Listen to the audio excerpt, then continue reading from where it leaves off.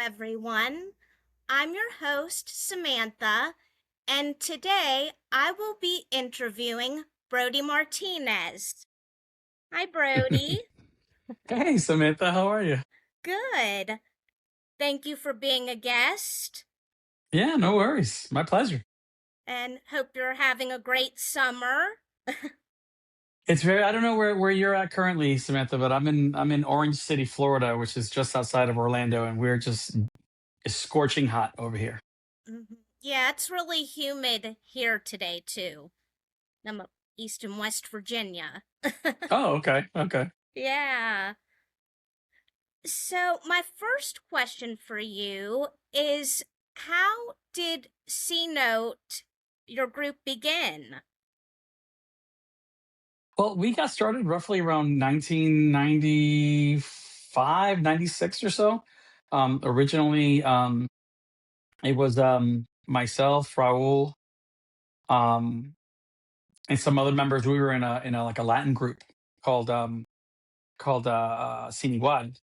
But then that transitioned over into us being like me, David, and Raul, and we got Drew involved after a while, and we started doing town shows and everything locally here in the area, and it started going pretty well. And you know, we were fortunate enough at the time, right, that um, Lou Pearlman was here, based out of Orlando. And for all who don't know who Lou Pearlman is, he's the guy who started Backstreet and NSYNC and all these LFO and everybody. And so he was here out of Orlando. So we were like right there in that mix. So we were able to talk and actually get going with him. And from then on out, he gave us the opportunity to be able to go forward and just make it our life stream and our life goal to go ahead and just be a group and just be the best artist you can be. We didn't have to work; everything was paid for. um Now, unbeknownst to us, or not knowing that, it comes back and you have to pay that back. There's something called a recuperable expense, but yeah, that's really how we got started. We're all here, local guys from Orlando, Florida. I met Raul in college back in like 1994, and we tried to form groups over and over again. Funny enough, Raul and David went to high school together. I think David's like a year older than Raul, and Drew came into the picture because Raul was singing with Drew. Uh,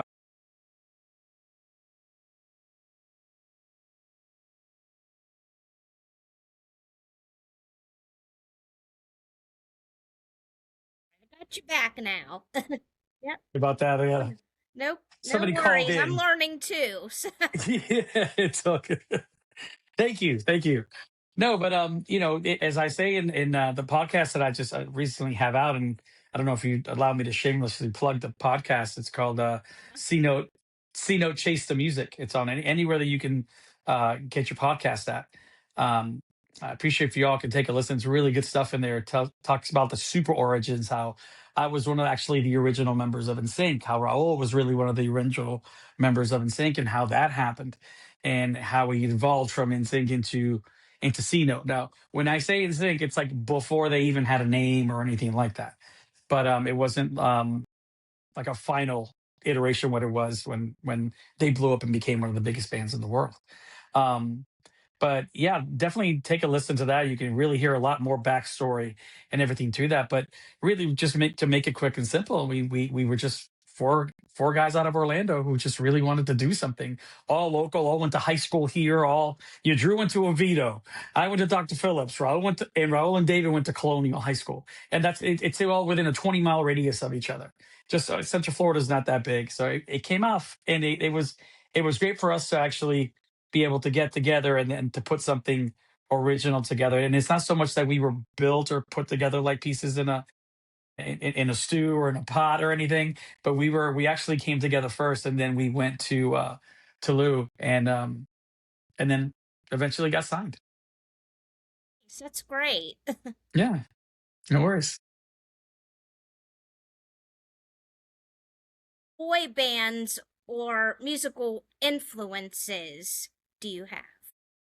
Oh man, a lot, because I do love music.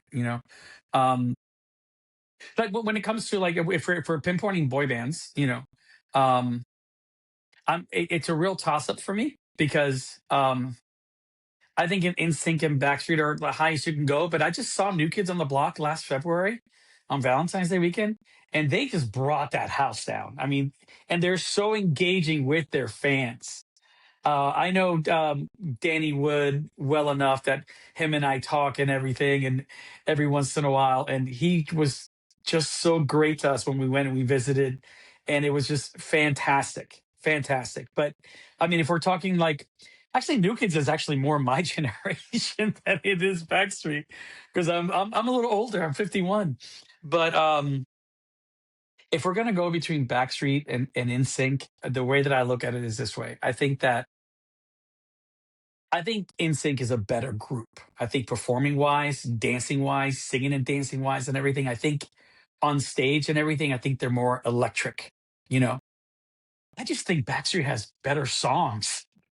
And so it's like, which one do I go? And not that NSYNC songs aren't good because they're great, obviously. But like if I'm gonna do that, I don't know. All I have to give, I think, is one of the greatest songs ever. I think it's one of the greatest. I think it might be the best boy band pop song of all time.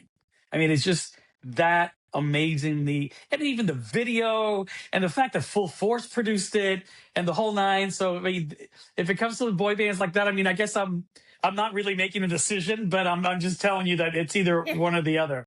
Um, but for me, like coming up through high school and everything, I was very influenced by Boyz II Men, Brian McKnight, Silk, Jodeci. It was very much the R&B, really soulful type of groups. That I was like, that's what I want to be. Because there was, besides New Kids already they'd come down and they weren't where they were. And then this iteration of music just came up and I'm like, oh my God, that's where I want to go. And it was just, it was great. It was beautiful. Um, to me, Boyz II Men, the second album, the first album was great, but the second album with "I'll Make Love to You," "On Bended Knee," "Water Runs Dry." I mean, it's just like I remember sitting in, and this is a funny story. I remember sitting in Raul's living room because he had just bought the CD in Raul's living room. This must have been like 1994, 95, something like that. And he plugs in the CD, and he had already listened to it a couple times. So he's like the DJ. He's like, "Okay, I'm gonna start you off with this one." Boom. And he puts the song on, and he sees my reaction or whatever. He goes, "That one's good, but I think this one's better." Boom. And he puts the other one on. I'm like, "Oh my God!" He put "Water Runs Dry" or "On Bended Knee." It's like, come on, dude. Those guys, those Boys to Men, like, I think my senior song was "It's So Hard to Say Goodbye to Yesterday." You know, so I mean, it's just like they really did a lot for me. But yet, I love classical music. I used to be a big Pavarotti fan. I am an Andrea Bocelli fan, big time. I love classic rock, so I love Led Zeppelin, like big time. Like when you start, I mean, it's like that line just hits you, and you just keep. It's just you just drive. Whether you're running and working out or anything, let the lead out and put some Zeppelin on and go. I love traditional Spanish music since I am from Puerto Rico and everything. So Mark Anthony is played a lot. And yo sé lo que son los encantos. Just real pretty, beautiful, melodic type stuff. And yeah, I mean, I kind of like run the gamut all the way around. I will say though, maybe because I'm old, that this generation of music is I'm not really particularly fond of. And it's not that I don't like it. I just don't think I connect to it. I don't feel the soul. Now Bruno Mars, I can listen to him sing all day. I mean, I think he's fantastic. And there's some others. There's some diamonds in the rough in them that can really do their thing. But you know, that's I mean, I really run the gamut on just about anything. 90s music to me, like 90s R&B, 90s pop, 90s hip hop. I mean, I think it just shaped so much in that culture, late 80s throughout the 90s. And then into the late 90s where the boy bands came back. Spice Girls came back and just blew everything up. I think it's such an important decade in music. So that's why I cling to that a lot. Whenever I have a house party, it's a 90s mix that I'm playing in the Right. house. Yeah. And yeah, that kind of segues into my next question for you. Like, what was it like during that pop explosion in the late '90s for C Note? Oh man, it was a dream come true. I mean, it was it, it's like you woke up every day and everybody was rolling the red carpet out for you. It was really it was really great. And we weren't as famous as the other bands. So I can only imagine what they, I mean, or I can't imagine what they were treatment they were getting. But I think most importantly, with us, we grew so close together as a group during that time. I mean, we became like real brothers during that time that we really had each other's back. We really were like cemented behind each other, and we really held each other accountable. We put each other's foot to the flame in regards to work ethic and what we were doing and how we were going to approach it, so that when our time came, we weren't going to blow it or we weren't going to be prepared. So it was a lot of grind. It was a lot of work. It was a lot of preparation, but it was a hell of a lot of fun. I mean, you're talking about you're eating at places that you never thought you'd eat before. You go into places. I went to the south of France. I went to Nice and to Cannes. I have no business being in Nice and Cannes. I'm a Puerto Rican from Morovis. That's the smallest little town on the island. It's funny, I'm So I'm half like, Puerto Rican, so oh, you really? Oh, nice. So I'm like, I'm over there, and I'm like, what am I doing on the French Riviera right now? I mean, this is crazy. And we're flying, we're going on tour buses, and we're in our heyday, we were on three separate tours in the same year. Basically, we were on the Brandy tour, which is the Boy Is Mine tour, right? Which had Silk and 702 and ourselves in it. Then we jumped on the Hit Me Baby One More Time tour, the second leg, not the first, but the second. So still, uh, Oh Baby Baby and all those songs that she did on her first record. We opened up for her then. And then at the end of that year, in the beginning of 2000, 99, in the beginning of 2000, we jumped on the Cher tour when she did Do You Believe? Do you believe in love after love? And so it was that. And then, so Lou Vega was also on that tour. And I don't know if you remember, Lou Vega had a song called Mambo. Ladies and gentlemen, Mambo number 5. And he just got out there and he did his thing. Like that concert, his his um his band was like 13 or 14 piece band, and then he had like 6 to 8 dancers, and it was just like a whole production. And he was always, his little hat and his jacket and everything, dancing around, acting a fool out there, but having a great time. So it was funny to see. It was really great to see because we'd go out there on the Share tour, and on the Share tour it was an arena tour, so it was our biggest tour that we were on. So we did places like the Staples Center, or we did like the MGM Grand, and we would do like big places, like 20,000 seaters and above. So we're there, but we're the opening act. So we're the very first act to go out there and open, and we do our thing and everything, and it was great. And we got a good ovation, and it was like, yeah, it was great, it's awesome. But then Lou Vega goes out with a damn Mama number 5, and the show, and it had like a weird beginning. It was like quack, quack, quack. And people, when they ever hear that quack, quack, they would just lose it. They'd stand up, they'd throw their hats up in the air, whatever. We're like, this is crazy. That's what it means to have a super hit song. That's what that means.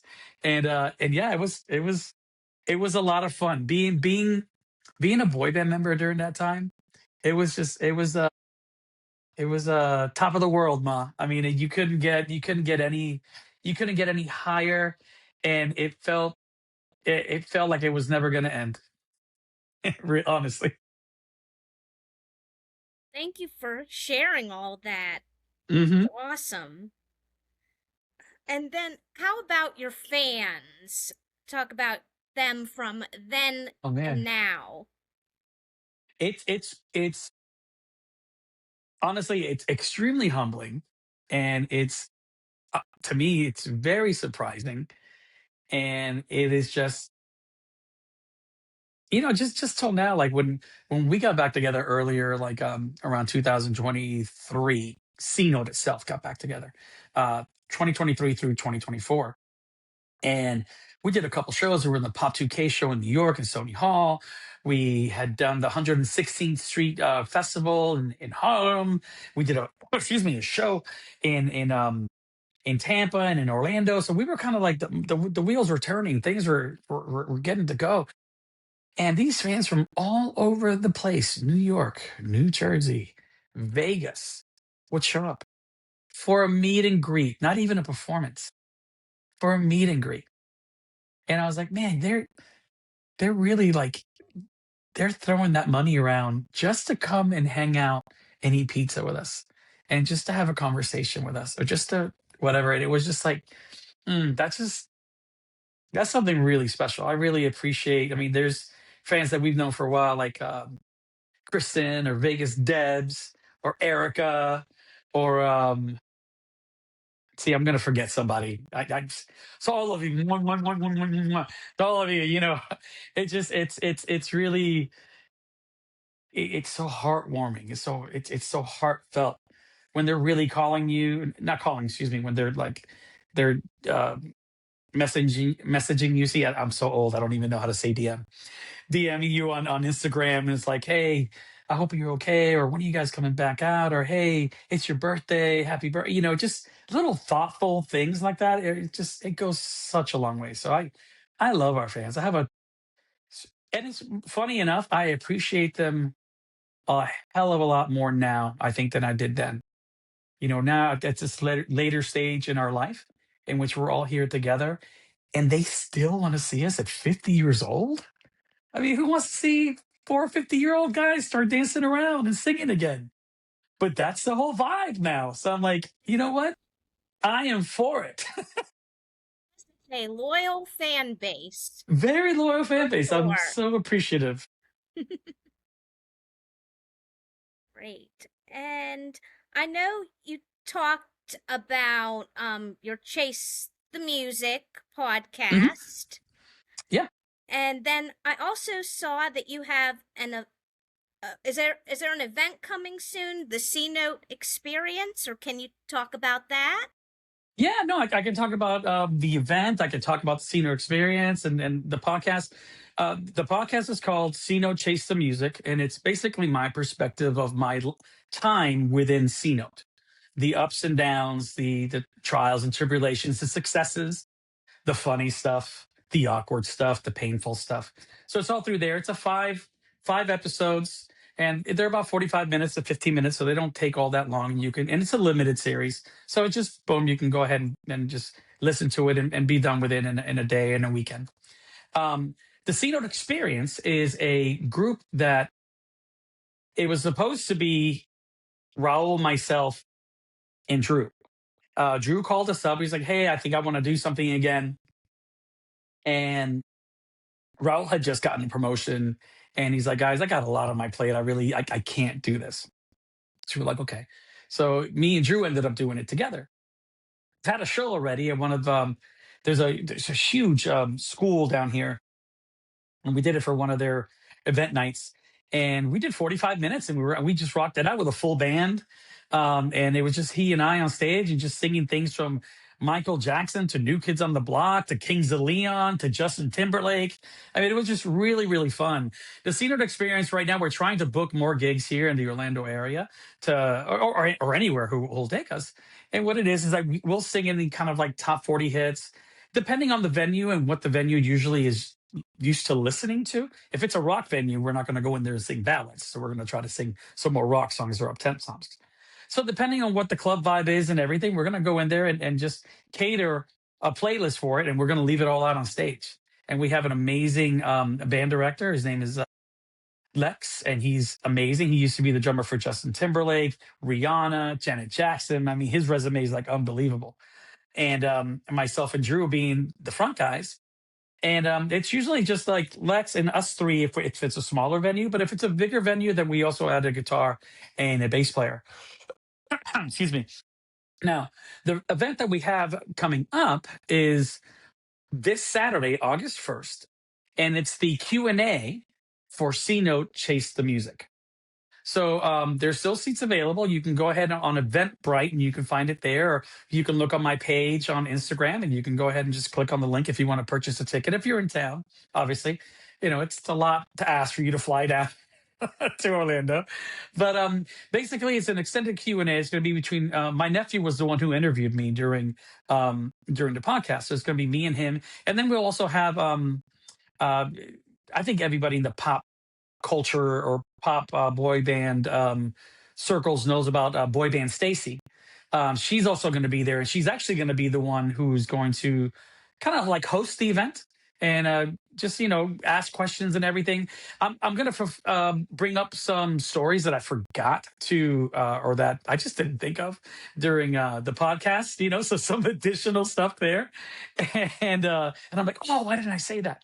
But so yeah, so it's and then there might be a performance, who knows? But I know like Drew's going to be there. I know Raul is going to be there. And I've invited, some people to come. If they come, they come. If they don't, they don't. But we're looking about, to just pack it as much as we can. It's not a big place. It's at an old dance studio where we used to rehearse back in 2023 and 2024. It's called Gotta Sing, in there in Orlando, Florida. And yeah, it's gonna be great. It's just I'm gonna just tell some more crazy stories that I forgot to talk about on the podcast because I'm old and I forget things. And yeah, and so those are all those three things put together. That's what's going on. Sounds like a lot of fun. Hmm. So, if anyone is watching and are in the Orlando, right, Orlando area, In the Orlando area in well, Florida, that's correct. Come check on that down. out. Yeah. Come on down. August 1st, Saturday at 5 p.m. Come on down. Right. And where can people find you and C Note on social media? So for the C Note experience, you can just look us up at the C Note experience on Instagram, Facebook, or whatnot. Um C Note as a whole for right now, it's not really doing much. We're not really back together as C Note any longer. Not for any like bad reasons or anything. It's just that we're older. We have obligations. Life kind of gets in the way of things. But if you want to like see the C Note experience, sing some C Note songs, and come out and have a good time and just like vibe out with us, then yeah, you can find us at the C Note experience on Instagram. Thank you so much, Brody. All right, thanks, Samantha. It's been a pleasure. It's been really fun. Yeah, absolutely. And thank you all for watching. And until next time, keep spreading the boy band love. I